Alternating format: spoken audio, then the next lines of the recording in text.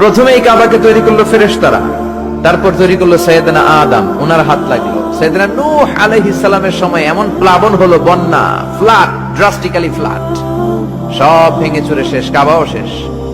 নূহ আলাইহিস সালাম নেমে আবার বানালেন, এরপর বানালেন ইব্রাহিম আলাইহিস সালাম। পড়েন সুবহানাল্লাহ।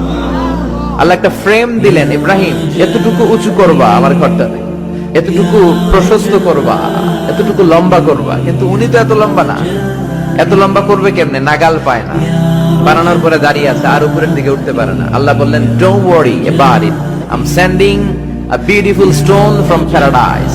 আমি জান্নাত থেকে একটা স্পেশাল পাথর পাঠিয়ে দিচ্ছি ইব্রাহিম, ওইটার উপরে দাঁড়াও, উপরে উঠতে মন চাইলে উঠে যাবে, নিচে নামতে মন চাইলে নেমে যাবে।